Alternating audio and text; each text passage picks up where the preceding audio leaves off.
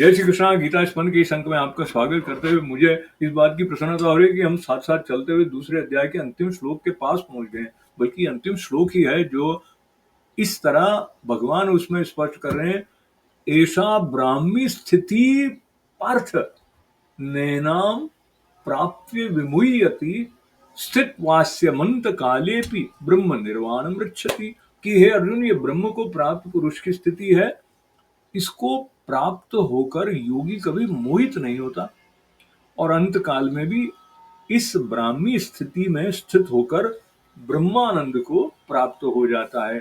तो ये ब्रह्मानंद क्या है वो तो हमको पता ही नहीं है, और ये ब्रह्म की प्राप्ति क्या है वो तो हमको पता ही नहीं है। थोड़ा थोड़ा पता है भी, क्योंकि हम भगवान के वचनों का श्रवण कर रहे हैं, और गुरु वचनों का श्रवण करते हुए हम ये भी सुनते हैं कि हमें ब्रह्मनिष्ठ गुरु की शरण लेनी चाहिए।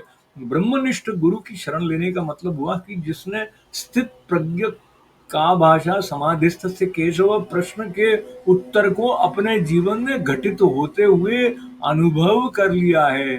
जो अनुभूत सत्य की चेतना है, उसके द्वारा जब हम इन तत्वों के बारे में श्रवण करते हैं तो हमारे प्रति भी वो बात स्पष्ट होने लगती है धीरे धीरे। अब बात यह है कि जो ब्राह्मी स्थिति है उसमें जो स्थित है वो मोहित नहीं होता है।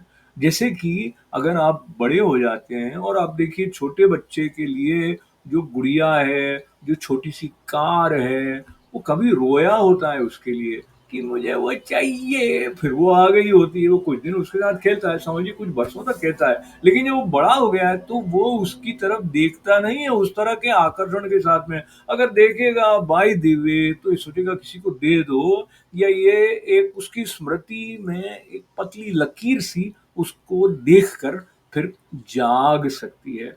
पर मुख्य बात यह है, हम अपनी उन कामनाओं के परे चले जाते हैं जो एक समय में हमारे लिए बहुत महत्वपूर्ण होती है। ऐसे ही जो ब्राह्मी स्थिति को प्राप्त हुआ है वो ये क्षुद्र कामनाओं के खेल से छूट जाता है।